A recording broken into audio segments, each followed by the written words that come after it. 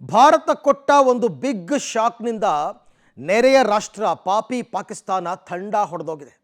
ನಾವು ಯಾವಾಗ ಸಿಂಧೂ ನದಿ ನೀರನ್ನು ನಿಮಗೆ ಕೊಡಲ್ಲ, ನಿಲ್ಲಿಸ್ತೀವಿ ಅಂತ ಹೇಳಿದ್ವೋ, ಒಬ್ಬೊಬ್ಬರಾಗಿ ನಾಮುಂದು ತಾಮುಂದು ಅಂತ ಭಾರತವನ್ನು ಬೆದರಿಸುವ ತಂತ್ರಕ್ಕೆ ಮುಂದಾಗಿದ್ದಾರೆ. ಸಿಂಧೂ ಜಲ ಒಪ್ಪಂದ ಈಗ ತಾತ್ಕಾಲಿಕವಾಗಿ ಅಮಾನತಾಗಿದೆ, ಅಂದರೆ ನೀರನ್ನು ಬಿಡಲ್ಲ ಅನ್ನುವಂತಹ ತೀರ್ಮಾನಕ್ಕೆ ಬಂದಿದೆ. ಈ ಪಾಕಿಸ್ತಾನಕ್ಕೆ ವಾಟರ್ ಶಾಕನ್ನು ನೀಡಿದೆ ಭಾರತ. ಯಾಕೆಂದರೆ ನೀರು ಇಲ್ಲ ಅಂತಂದರೆ ಸದ್ಯಕ್ಕೇನೋ ಈಗ POKಯಲ್ಲೆಲ್ಲ ಪ್ರವಾಹದ ಪರಿಸ್ಥಿತಿ ಬಂದಿದೆ. ಆದರೆ ಸಿಂಧೂ ನೀರಿಗೆ ಕೊಕ್ಕೆ ಹಾಕಿದೆ ಭಾರತ, ರೊಚ್ಚಿಗೆದ್ದಿದೆ ಪಾಕಿಸ್ತಾನ. ನೀರನ್ನು ನೀವೇನಾದರೂ ತಡೆದರೆ ಅಣ್ವಸ್ತ್ರ ಪ್ರಯೋಗಿಸ್ತೀವಿ ಅಂತ ಅಲ್ಲಿನ ಸೇನಾ ಮುಖ್ಯಸ್ಥ ಸೇರಿದಂತೆ ಕೆಲವರೆಲ್ಲ ಎಚ್ಚರಿಕೆ ಬೇರೆ ಕೊಟ್ಟಿದ್ದಾರೆ. ಹಾಗಾಗಿ ಪಾಕಿಸ್ತಾನಕ್ಕೆ ಹರಿಯುವಂತಹ ಝೇಲಂ ನದಿಯ ತಟದಿಂದ ಪಬ್ಲಿಕ್ ಟಿವಿಯ ವರದಿ ಹೇಗಿದೆ ಪರಿಸ್ಥಿತಿ ಅಲ್ಲಿ. ಅಂದರೆ ಒಟ್ಟು ಉಪನದಿಗಳಾಗಿ 6 ನದಿಗಳು ಮಾರ್ಪಾಡಾಗುತ್ತೆ. ಸಿಂಧೂ ನದಿ 6 ಉಪನದಿ, 3 ಭಾರತಕ್ಕೆ 3 ಪಾಕಿಸ್ತಾನಕ್ಕೆ ಹೋಗುತ್ತೆ. ಅದರಲ್ಲಿ ಪ್ರಮುಖವಾದದ್ದು ಝೇಲಂ ನದಿ. ಹೇಗಿದೆ ಈ ನದಿ, ಹೇಗಿದೆ ಆ ನದಿಯ ತಟ, ಪಾಕಿಸ್ತಾನಕ್ಕೆ ನೀರು ಹರಿತಾ ಇರತಕ್ಕಂಥದ್ದು, ಇದರಿಂದ ಅವ್ರಿಗೆ ಏನು ಅನುಕೂಲ ಆಗುತ್ತೆ, ಒಂದು ವೇಳೆ ನೀರನ್ನು ಕಂಪ್ಲೀಟಾಗಿ ತಡೆದುಬಿಟ್ರೆ ಪರಿಸ್ಥಿತಿ ಹೇಗಾಗುತ್ತೆ ಅಂತಕ್ಕಂಥದ್ದು ಕೂಡ ಬಹಳ ಮುಖ್ಯ. ಒಂದು ರೀತಿ ಪಾಕಿಸ್ತಾನಕ್ಕೆ ಈ 3 ನದಿಗಳು ಭಾರತದಿಂದ ಹೋಗುತ್ತಲ್ಲ, ಇದೇ ಜೀವಜಲ. ಆ ಭಾಗದಲ್ಲಿ ರೈತರು ಕೃಷಿಯನ್ನು ನಂಬಿಕೊಂಡಿರ್ತಕ್ಕಂಥದ್ದೇ ಈ ನದಿ ನೀರಿನ ಮೇಲೆ. ಹಾಗಾಗಿ ಝೇಲಂ ನದಿ ತಟದಿಂದ ಪಬ್ಲಿಕ್ ಟಿವಿ ವರದಿಯನ್ನು ನಿಮಗಾಗಿ ತರ್ತಾ ಇದೆ. ಹೇಗಿದೆ, ಅದರ ಉಪಯೋಗ ಏನು, ಪಾಕಿಸ್ತಾನಕ್ಕೆ ನಿಲ್ಲಿಸಿದರೆ ಏನಾಗುತ್ತೆ, ಎಲ್ಲದರ ಬಗ್ಗೆ ಸಮಗ್ರ ಮಾಹಿತಿಯನ್ನು ನಿಮಗೆ ಕೊಡ್ತೀವಿ. ಪಹಲ್ಗಾಮ್ನ ಬೈಸರನ್ ವ್ಯಾಲಿಯಲ್ಲಿ ಭಯೋತ್ಪಾದಕ ದಾಳಿ ಆಗ್ತಾ ಇದ್ದಂತೆ ಭಾರತ ಸರ್ಕಾರ ಒಂದು ದಿಟ್ಟ ನಿರ್ಧಾರವನ್ನು ತೆಗೆದುಕೊಂಡಿದೆ. ಪಾಕಿಸ್ತಾನಕ್ಕೆ ಭಾರಿ ಹೊಡೆತವನ್ನು ಕೊಡುವಂಥ ಕೆಲಸವನ್ನು ಮಾಡಿದೆ. ಅದೇನು ಅಂದರೆ ಸಿಂಧೂ ಜಲ ಒಪ್ಪಂದವನ್ನು ತಾತ್ಕಾಲಿಕವಾಗಿ ಅಮಾನತು ಮಾಡುವಂತಹ ಕೆಲಸವನ್ನು ಮಾಡಿದೆ.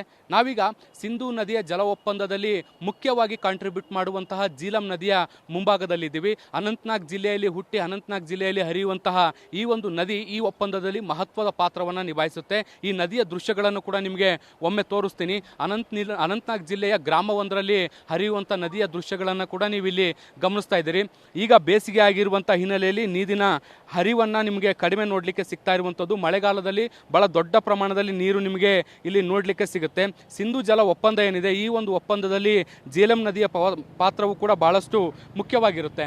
ಅನಂತನಾಗ್ ಜಿಲ್ಲೆಯಲ್ಲಿ ಹುಟ್ಟುವಂಥ ಈ ಒಂದು ನದಿ ಏನಿದೆ, ವೆರಿನಾಗ್ನ ಚಸ್ಮಾ ವೆರಿನಾಗ್ ಎನ್ನುವಂಥ ಆಳವಾದಂಥ ಪ್ರದೇಶದಲ್ಲಿ ಇದರ ಉಗಮ ಆಗುತ್ತೆ. ಅಲ್ಲಿಂದ ಇದು ಹುಟ್ಟಿ ಮುಂದೆ ಬೇರೆ ಬೇರೆ ಉಪನದಿಗಳ ಜೊತೆಗೆ ಪಾಕಿಸ್ತಾನ ಸೇರುವಂಥದ್ದನ್ನು ಕೂಡ ನಾವು ಗಮನಿಸ್ತಾ ಹೋಗ್ಬೋದು. 1960ರಲ್ಲಿ ಈ ಒಂದು ಏನು ಒಪ್ಪಂದವನ್ನು ಮಾಡಿಕೊಳ್ಳಲಾಗಿತ್ತು, ಸಿಂಧೂ ಜಲ ಒಪ್ಪಂದವನ್ನು. ಅಂದಿನ ಪ್ರಧಾನಮಂತ್ರಿಗಳಾಗಿದ್ದಂತಹ ಜವಾಹರ್ಲಾಲ್ ನೆಹರು ಮತ್ತು ಪಾಕ್ ಅಧ್ಯಕ್ಷ ಆಗಿದ್ದಂಥ ಅಯೂಬ್ ಖಾನ್ ನಡುವೆ ಈ ಒಂದು ಒಪ್ಪಂದ ಆಗಿತ್ತು. 9 ವರ್ಷಗಳ ಕಾಲ ವಿಶ್ವಸಂಸ್ಥೆ ಮಧ್ಯಸ್ಥಿಕೆಯನ್ನು ಮಾಡೋ ಮೂಲಕ ಈ ಒಂದು ಒಪ್ಪಂದವನ್ನು ಮಾಡಿಕೊಡುವಂಥ ಕೆಲಸವನ್ನು ಕೂಡ ಮಾಡಲಾಗಿತ್ತು.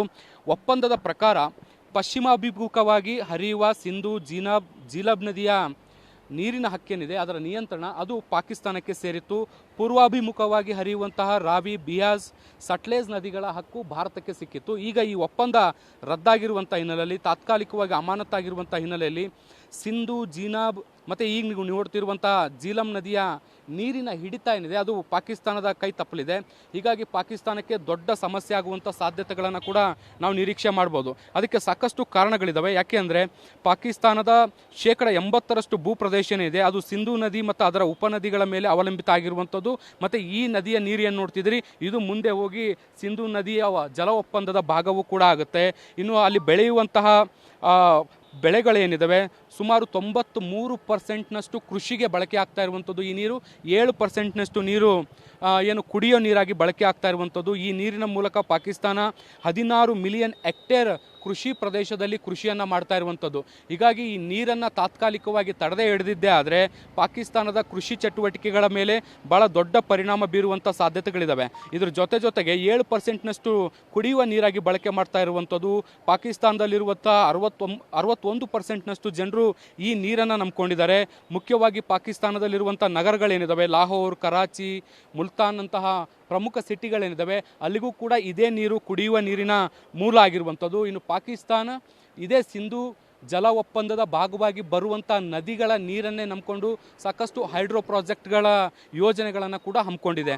ಸೊ ಈ ಎಲ್ಲ ಯೋಜನೆಗಳು ಅಥವಾ ಕೃಷಿ, ಕುಡಿಯುವ ನೀರು ಎಲ್ಲವೂ ಕೂಡ ಸಿಂಧು ಜಲ ಒಪ್ಪಂದದ ಭಾಗವಾಗಿ ನಡೀತಾ ಇರುವಂಥ ಹಿನ್ನೆಲೆಯಲ್ಲಿ ಈ ನೀರನ್ನು ತಾತ್ಕಾಲಿಕವಾಗಿ ತಡೆ ಹಿಡಿಯುವಂಥ ಏನಾದರೂ ಕೆಲಸ ಮಾಡಿದರೆ ಪಾಕಿಸ್ತಾನಕ್ಕೆ ಬಹುದೊಡ್ಡ ನಷ್ಟ ಆಗುತ್ತೆ. ಹೀಗಾಗಿ ಪಾಕಿಸ್ತಾನದ ನಾಯಕರುಗಳು ಈಗ ಬಹಳ ದೊಡ್ಡ ವಿರೋಧವನ್ನು ಕೂಡ ವ್ಯಕ್ತಪಡಿಸ್ತಾ ಇದ್ದಾರೆ. ಪಾಕಿಸ್ತಾನದ ಸಚಿವರು ಏನು ಸಿಂಧು ನದಿ ನೀರಿನ ಅಥವಾ ಸಿಂಧು ಜಲ ಒಪ್ಪಂದವನ್ನು ರದ್ದು ಮಾಡಿದರೆ ಆ ನದಿಯಲ್ಲಿ ನೀರು ಹರಿಬೇಕು, ಇಲ್ಲ ಅವರ ರಕ್ತ ಹರಿಬೇಕು ಅನ್ನುವಂಥ ನಿಟ್ಟಿನಲ್ಲಿ ಒಂದು ಎಚ್ಚರಿಕೆಯನ್ನು ಕೊಡುವಂಥ ಕೆಲಸವನ್ನು ಮಾಡಿದ್ದಾರೆ. ನೀರನ್ನು ತಡೆ ಹಿಡಿದ್ರೆ ಅಣುವಸ್ತ್ರ ಪ್ರಯೋಗ ಮಾಡ್ತೀವಿ ಅಂತ ಪಾಕಿಸ್ತಾನದ ಸಚಿವರು ಬೆದರಿಕೆ ಒಡ್ಡುವಂಥ ಕೆಲಸವನ್ನು ಕೂಡ ಈಗ ಮಾಡ್ತಾ ಇರುವಂಥದ್ದು. ಅಲ್ಲಿಗೆ ಈ ನದಿಯ ನೀರು ಎಷ್ಟು ಇಂಪಾರ್ಟೆಂಟ್ ಅನ್ನುವಂಥದ್ದನ್ನು ಕೂಡ ನಾವು ಗಮನಿಸ್ತಾ ಹೋಗ್ಬೋದು. ನೋಡಿ, ಈ ಜೀಲಂ ನದಿ ಅನ್ನುವಂಥದ್ದು ದೊಡ್ಡದಾಗಿ ಹರಿತಾ ಇದೆ. ಭಾಳ ದೊಡ್ಡ ಕಾಂಟ್ರಿಬ್ಯೂಷನನ್ನು ಕೂಡ ಇದು ಜಲ ಒಪ್ಪಂದದಲ್ಲಿ ಕೊಡುತ್ತೆ. ಮಳೆಗಾಲದಲ್ಲಿ ತುಂಬಿ ತುಳುಕಿ ಹರಿಯುತ್ತೆ. ಅನಂತನಾಗ್ ಜಿಲ್ಲೆಯಲ್ಲಿ ಕೂಡ ನೀವು ನೋಡ್ಬೋದು. ಎಡಬಲದಲ್ಲೂ ಕೂಡ ನೀವು ಕಾಡುಗಳನ್ನು ಕೂಡ ನೋಡಲಿಕ್ಕೆ ಸಿಗುತ್ತೆ. ಎತ್ತರವಾದಂಥ ಮರಗಿಡಗಳನ್ನು ಕೂಡ ನೀವು ಗಮನಿಸ್ತಾ ಹೋಗ್ಬೋದು. ಹಿಂದೆ ಮುಂದೆ ಇದು ಗುಡ್ಡಗಾಡು ಪ್ರದೇಶಗಳ ಮೂಲಕ ಹರಿದು ಪಾಕಿಸ್ತಾನವನ್ನು ಕೂಡ ತಲುಪುತ್ತೆ. ಸೊ ಈ ನೀರಿಗೆ ಏನಾದರೂ ಭಾರತ ಕೊಕ್ಕೆ ಹಾಕುವಂಥದ್ದನ್ನು ಮುಂದುವರೆಸಿದರೆ ಪಾಕಿಸ್ತಾನಕ್ಕೆ ದೊಡ್ಡ ಆರ್ಥಿಕ ಪೆಟ್ಟಾಗುವಂಥ ಸಾಧ್ಯತೆಗಳನ್ನು ಕೂಡ ನಾವು ನಿರೀಕ್ಷೆ ಮಾಡ್ಬೋದು. ಯಾಕೆ ಅಂದರೆ ಒಂದು ಕಡೆ ಕೃಷಿ, ಮತ್ತೊಂದು ಕಡೆ ಕುಡಿಯುವ ನೀರು, ಮತ್ತೊಂದು ಕಡೆ ಹೈಡ್ರೋ ಪ್ರಾಜೆಕ್ಟ್ಗಳು, ಹೀಗೆ ಹಲವು ಯೋಜನೆಗಳನ್ನು ಈ ಒಂದು ನೀರನ್ನೇ ನಂಬಿಕೊಂಡು ಈಗ ಪಾಕಿಸ್ತಾನ ಮಾಡ್ತಾ ಇರುವಂಥದ್ದು. ಈ ನೀರಿನ ಹರಿವು ಕಟ್ಟಾದರೆ ಪಾಕಿಸ್ತಾನದಲ್ಲಿ ಒಂದು ರೀತಿ ಜಲಕಂಟಕ ಶುರು ಆದರೂ ಕೂಡ ಅಚ್ಚರಿ ಇಲ್ಲ. ಕ್ಯಾಮ್ರಾ ಪರ್ಸನ್ ಜಿತೇಂದ್ರ ಕುಮಾರ್ ಜೊತೆ ಶಬ್ಬೀರ್ ನಿಡುಗುಂದಿ, ಪಬ್ಲಿಕ್ ಟಿವಿ, ಅನಂತನಾಗ್.